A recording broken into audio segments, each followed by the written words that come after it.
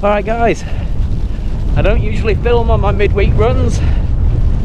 I'm just recording this one so I can show everyone how dedicated I am to my training. Wow.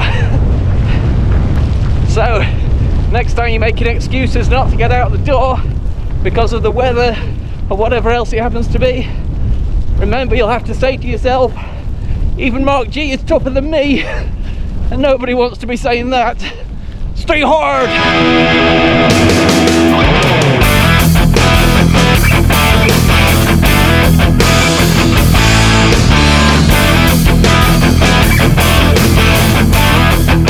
Morning guys, how you doing?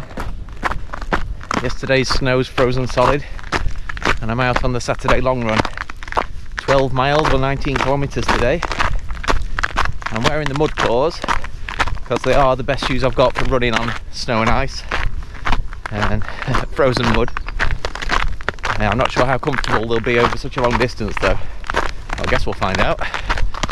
And while we're going, I'll catch you up on the week's training. Catch you in a bit. So the focus for this run is on distance and safety rather than speed. Not sure whether distance or safety comes first, but I need to be careful.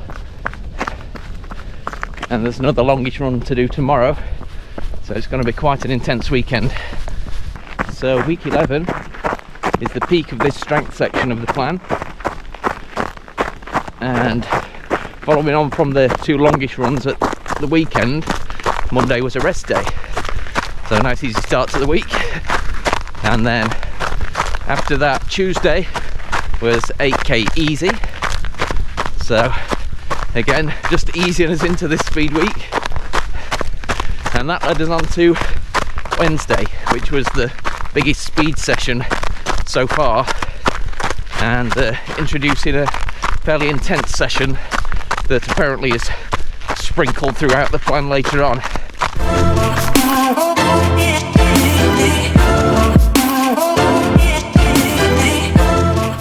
So up to now, all of the speed sessions have been where we do so many minutes of running hard, usually it's a 7 to 8 out of 10 effort, and then we have an equal amount of time jog recovery.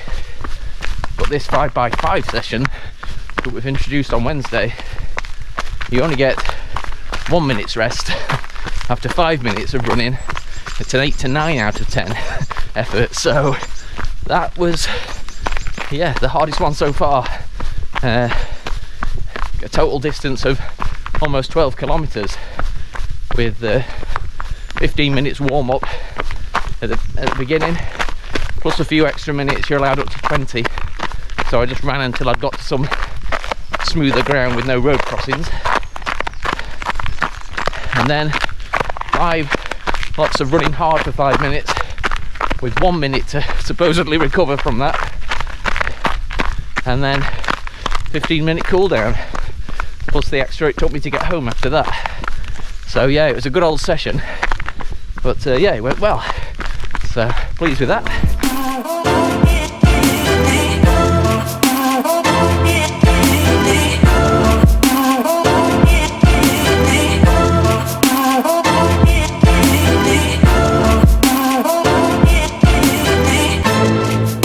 I have a feeling this is going to feel like more than 19 kilometres of work.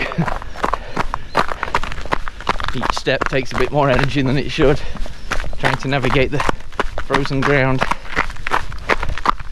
But anyway, following the speed session, I had a 6k easy run on the Thursday, which I think you've seen a clip of. Very pleased with myself for getting out in the slightly naughty weather, but it wasn't so bad in the end. And then Friday was a nice rest day again, so 2 rest days this week, Monday and Friday. And even though this week has more mileage than last week, the majority of it is crammed in at the weekend.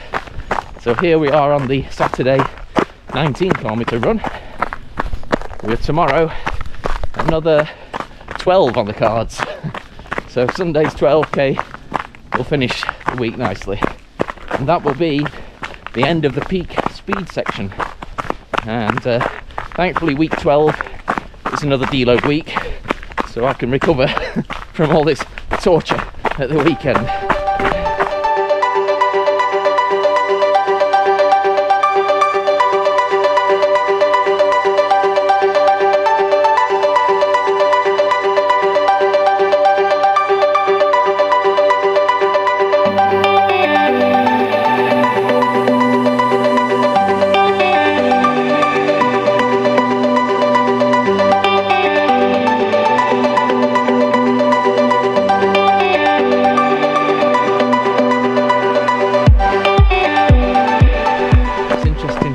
In these slippery conditions, you automatically run a bit more like the pose method, because one of the times you're most likely to slip when you're running is when you're toeing off the ground and pouring the ground backwards to apply force and push yourself forwards, which is not what the pose method recommends.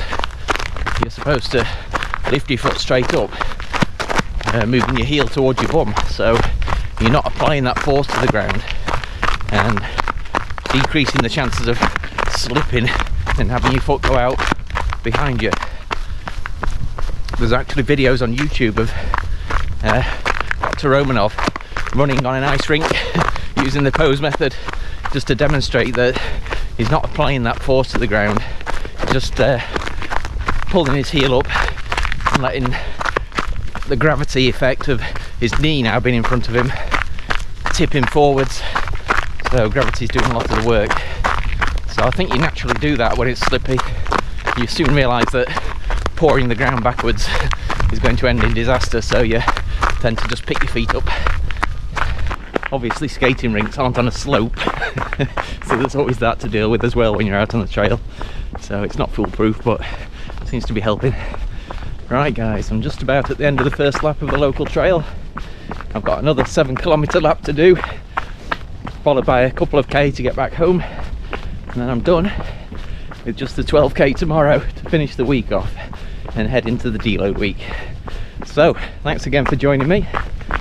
Enjoy your training next week if you're doing some. Take it easy, and I'll speak to you next time. Cheers.